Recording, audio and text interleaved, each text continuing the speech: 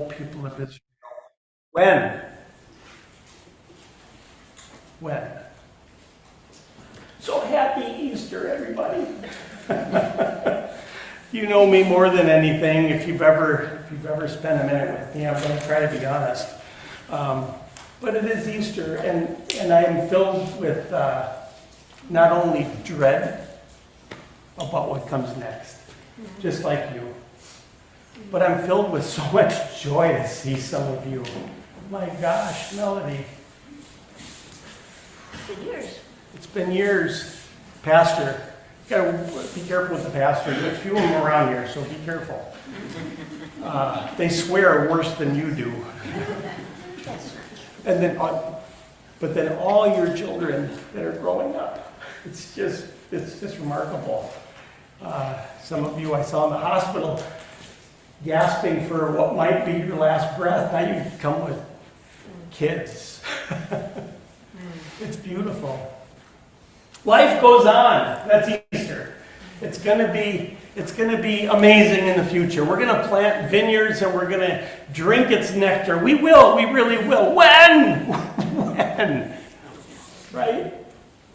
That's why we're here, to remind ourselves of the next moment. And the next moment, and the next moment, and we walk together. It's kind of funny, Easter, I think 30 years of preaching Easter sermons. That's way too much.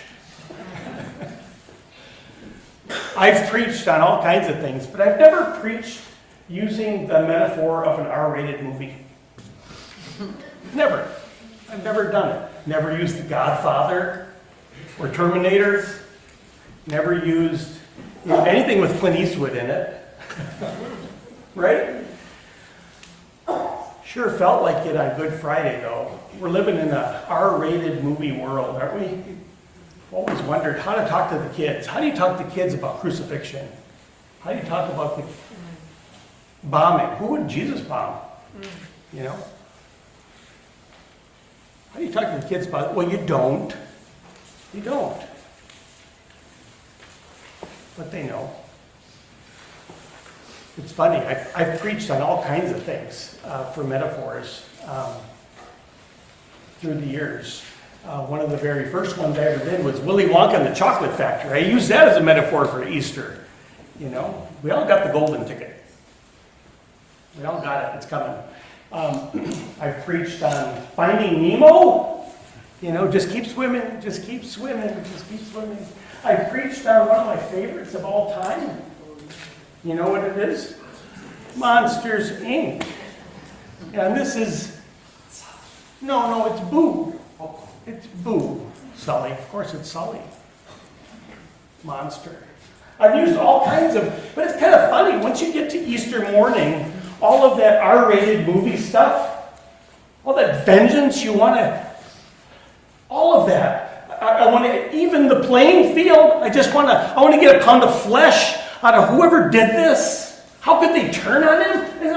How did the crowd go from Hosanna, Hosanna, save us, save us, save us, Hosanna, we love you, you're a king, we're behind you 100% to crucify him. How do they get there? Oh, R-rated movie. It was up to me. When the resurrection happened, it would be an R-rated movie if I stayed in my Good Friday world. Right? Jesus is resurrected, and what happens? It's a G-rated movie. It's literally a G-rated movie that Jesus performs coming out of the tomb. If anybody's got a right to bear arms and go bomb some power plants, it would be Jesus, wouldn't it? Which is why it's still our fantasy in this crazy Christian world we live in, this right-wing stuff. The right-wing evangelical thing is they want Jesus to come back so he can do it right this time, because the first time was just a warning. Come back and bring your guns and bombs and take care of all the bad ones, because it's not us. What if Jesus got it right the first time? Which is not a bad thought. What if Jesus got it right the first time? It's a G-rated thing. down to his words on the cross as he's being hammered in there after being beaten to within an inch of his life. R-rated world. And he looks up and says, "Hey, dude, I'm not mad at you." That's what he says. Just happens to be. Jesus' name is Renee. The living Christ in our presence. "Hey, dude, I'm not mad at you. Are you okay?"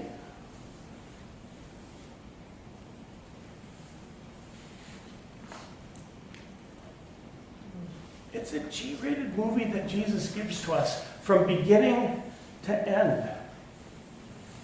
From beginning to end. No matter what's happening around him. And I've said this once, I've said it 100 times. If it was me in Renee's spot, those would not have been my words. And I'm ashamed of that, just as you are. But somehow the living Christ found its way into Renee Good. And many, many others in this world that we're living in. The risen Christ has found its way into everyone's hearts. Enough to not burn down our stores and our shops, hurt the police, hurt their neighbors, and instead go get some whistles. Go stand on bus stops long years after our kids have stopped getting on the bus. Find ourselves at bus stops protecting the kids. So how are the kids? Let's have a G-rated movie, huh?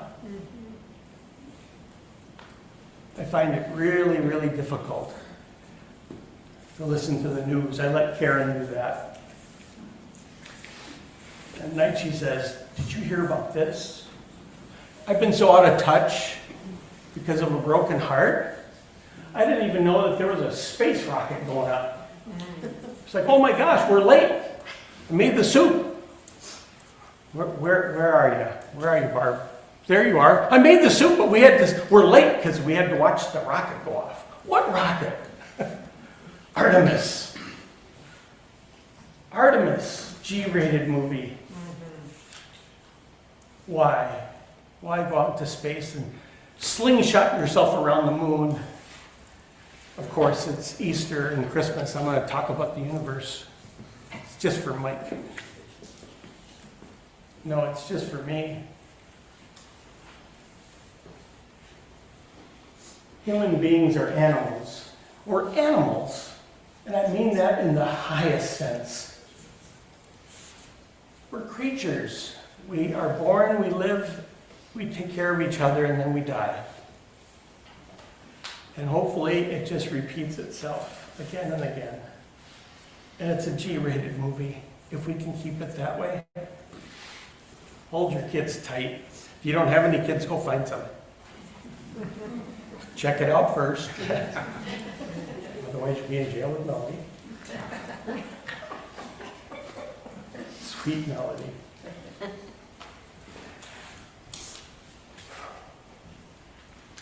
It's a G-rated movie. Every one of the movies that I've ever used as a metaphor, whether it's Finding Nemo, Charlie Chocolate Factory, Monsters, Inc., or Ice Age, it all involves a group of people going on a journey together. And they're all, think about it, every single one of them going on a journey together is going with people that they'd rather not go with. The Wizard of Oz, the brainless, the gutless, and the heartless. What the pastors always say, why did you give me this? It's that group of people that are willing to show up. The brainless, the gutless, and the heartless, to find out that we have brains, hearts, and guts. And I'm not mad at you, dude. But it takes each other to pull ourselves back into it. When the living Christ has not been in me, I've seen it in you. I've seen it in the world.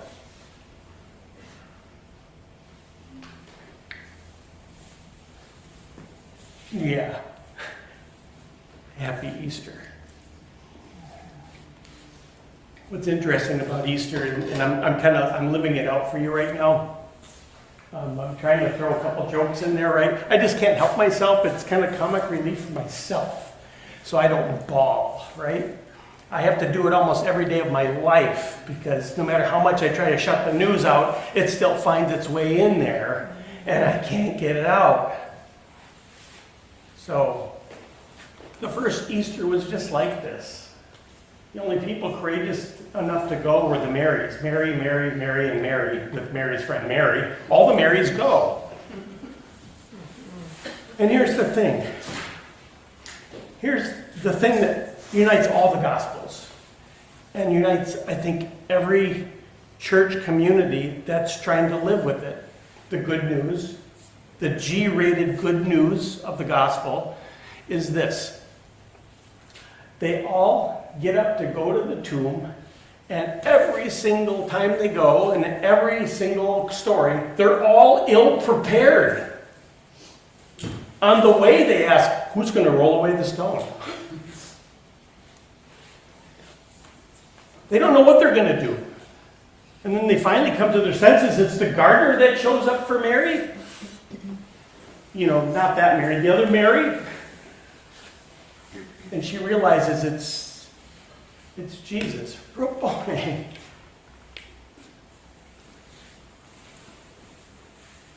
Don't hold me.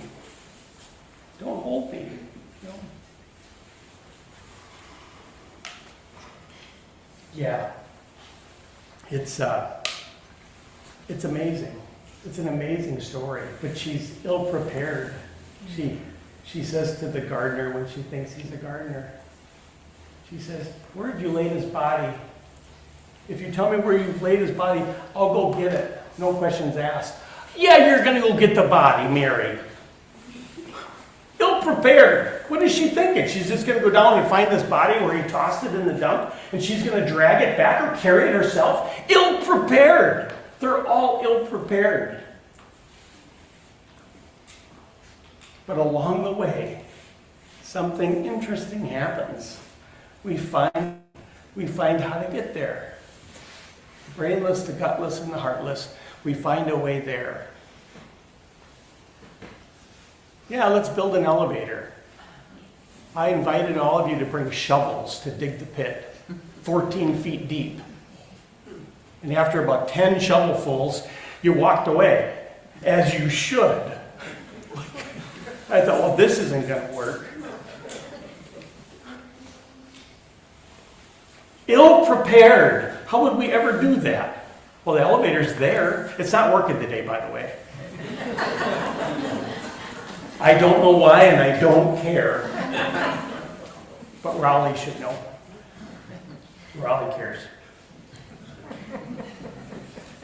Could put solar panels on the roof. We got a new nice roof now. Nope, we can't do it because the building is going to collapse. It's structurally not sound. In fact, you shouldn't have anybody in the building. All of you showed up with snow rakes every time it snowed more than an inch and pulled the snow off of this building to save it so that we could come up with some idea under $120,000 to save it. And it took us all winter to do that. And then we came together, had the steel delivered, had no idea how to get it up there. 10,000 pounds. There was not a crane that we could rent that would not crack the floor. How are we going to do this? Just ill-prepared. Just tell me where the body is and I'll go. I'll take it. Just get the steel and we'll get it up there. The next day, heating cooling guy shows up and says, you need a roustabout. And drops it off. And it was so easy to do. Three hernias later, here I am. The surgery went really well until I fell off the roof a year later and ripped it all out. What a journey, you guys. Let's put a garden up outside. It's got to be raised bed. Why? Just because we need more work. Let's just fill dirt in there. Raised bed garden. So that we can stand up straight and not bend over. But they go inside there on top of the hills and bend over. I don't understand that. We'll put up cedar logs around there. And before, it'll rot long after we have closed the church for good. 3 times we replaced those things over the years. We're still not closed. So the last time I thought, let's just do these landscape blocks. They're only 40 pounds a piece. We got lots of young people in the church now to carry those. 12,000 pounds later, with the help of all senior citizens, not a single one of them still working, but me. We picked up all those stones from all over the metro for free.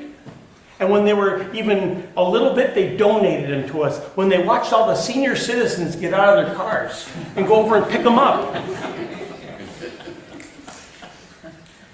Ill-equipped. Ill-equipped. Happy Easter. In this Good Friday world, I hope you can see the Easter just a little bit. I know so many of your stories, it hurts. In a really good way. Thank you for bringing Easter to me. And the disciples thought it was just an idle tale. I do too. I'll be honest, I do too. Until we start picking up rocks on our way to Galilee. So that's the real good news. He's going to meet us there. We just got to get up and get going. Just get up and get going and do the impossible. That's what you're doing. Amen.